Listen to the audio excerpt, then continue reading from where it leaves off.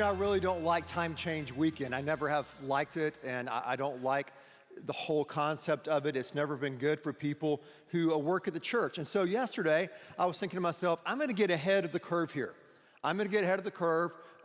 Saturday's a day of preparation for me. I try to prepare, try to watch a little college football some, why not? So I said, hey, I'm gonna set my clock on my watch. I'm gonna set it ahead an hour because I know I'm gonna lose an hour tonight. So I set my watch ahead on I set my watch. I went to the oven and set the oven an hour ahead. I knew I couldn't control my computer and my cell phone. So I said, okay. I did that, going through the whole day, getting ready, and thinking, man, I'm losing an hour. I talked to my daughter. She goes, hey, she came in, she goes, hey, we get an extra hour of sleep. I said, no, we don't get an extra hour of sleep. I go, let me explain to you how it works. This is daylight savings time. Talk to my wife. She goes, man, aren't you great? Today we get to, an hour of sleep. I go, no, that's wrong. That's in the spring. We're losing an hour. This is how it is. And then both of them are kind of like, really, are you sure? I go, yeah, I'm sure. I'm absolutely sure about that. I'm positive. So go to bed last night, and I wake up. And the first thing I do, I look at my phone, my cell phone, because I think it's adjusted to the change. And it says 5 a.m.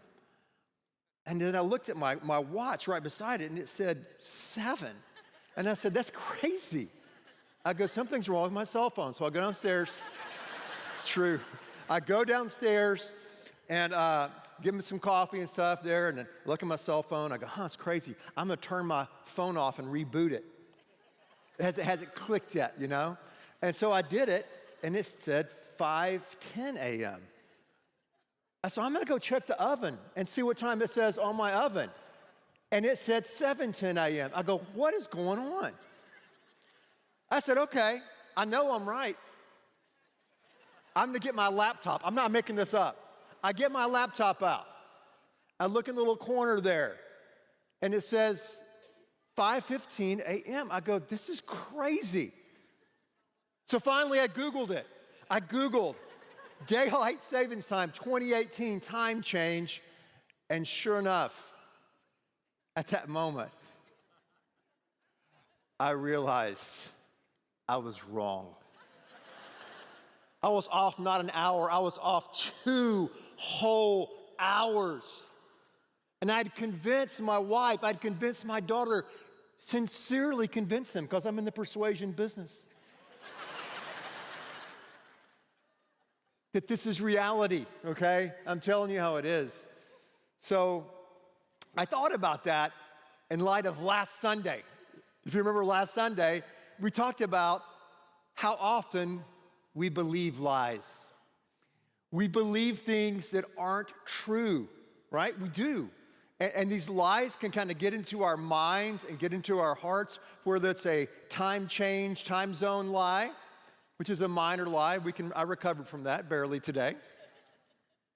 Or it's a deeper lie, a more personal lie that enters into our hearts and minds, and it kind of goes unchecked. Like the lie that you don't have what it takes. You don't measure up. You're not gonna make it through. Or no one's gonna love you. Everyone's gonna continue to reject you. Or somehow along the way, you missed it, you failed, and now you're paying for it. And these lies enter into our mind, and we have this kind of internal dialogue going on all the time. And we can believe these lies. We can sincerely believe that these lies are true when the opposite's true. No matter what other people tell us, no matter how many times they try to show us, whoa, this is reality, this is what's true. So today we're gonna look at, briefly, how do we begin to start to train our minds, transform our minds and hearts on what is true, what is reality about God and about who we are. Now, how many of you here are hunters? You like to go hunting? Raise your hand. This is Texas. You can raise it. Any hunters in here? We have hunters. How about fishermen, fisherwomen? Any fishermen, fisherwomen? Raise your hand up high. Say, okay, we have them here. Any surfers in the house? Anybody like to go surfing? I know Texas is a big surfing state.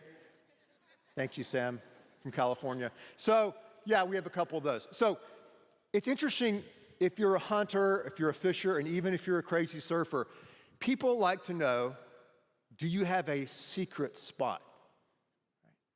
Like, hey, I know this spot to go where there's some quail or deer, and no one goes to this part of the lease, or no one goes here, and we can go there. It's a guaranteed thing. It's a secret spot. Or I know this fishing place. I know this pond. I know this lake. I know this part of the lake. We can go there. It is a secret spot. I guarantee we're going to catch them.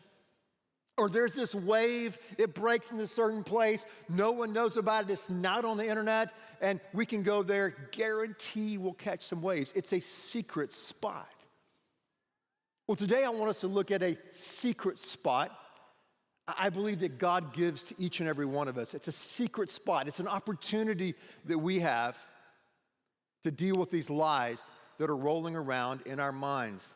Romans 12, 1 and 2. We looked at it last week, but I want to read it to you in a different translation because I think it's really, really rich. So check it out. Romans 12, 1 says, so here's what I want you to do. God helping you. Take your everyday life, your ordinary life, you're sleeping, you're eating, you're going to work, you're walking around life, and place it before God as an offering.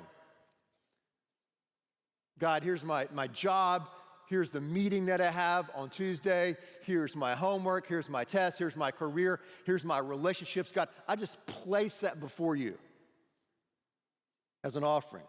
Embracing what God does for you is the best thing you can do for him.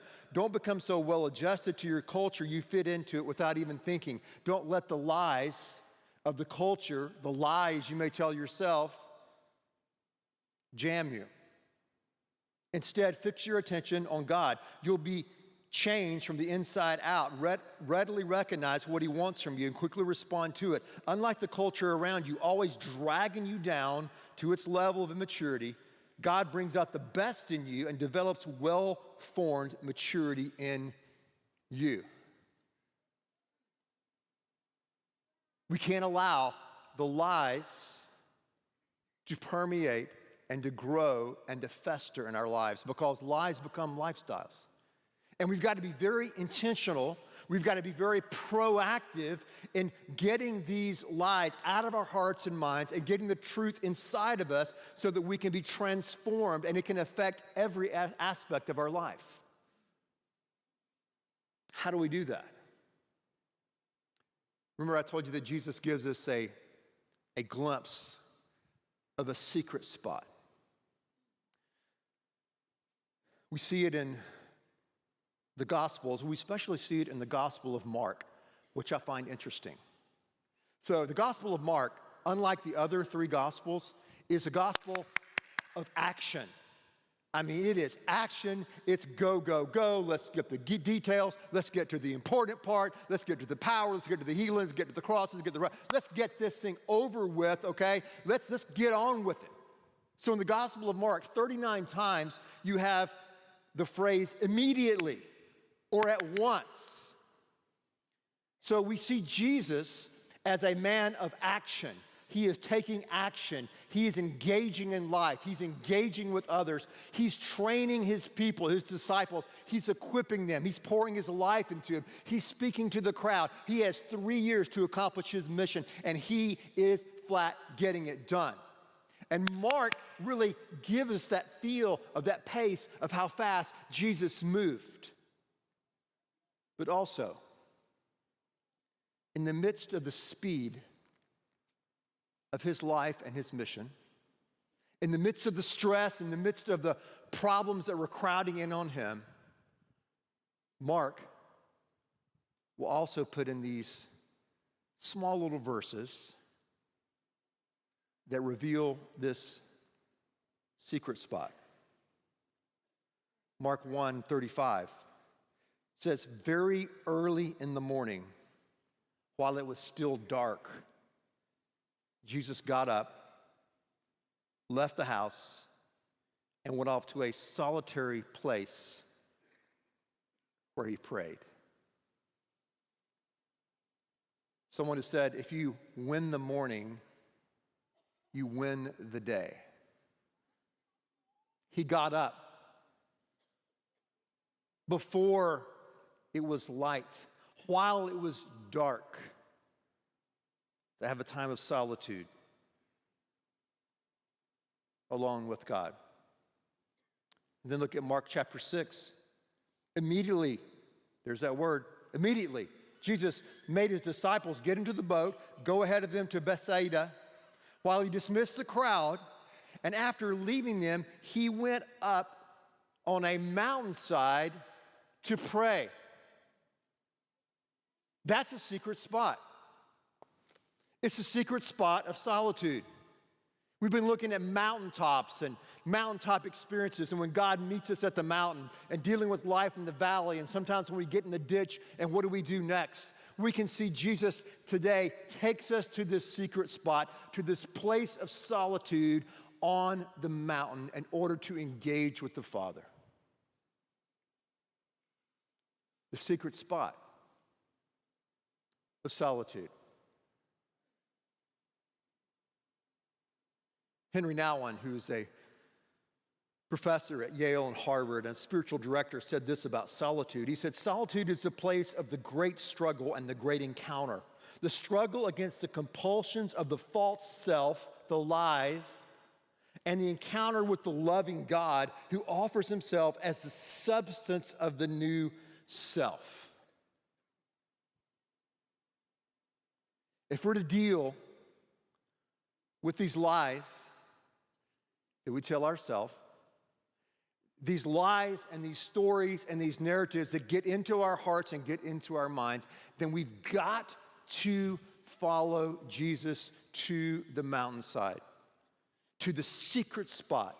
And in the midst of our life, in the midst of the busyness of our culture, take time out for solitude. Jesus needed the solitude to hear direction from the Father. We need solitude to hear direction and also to replace these lies that get down so deep inside of us.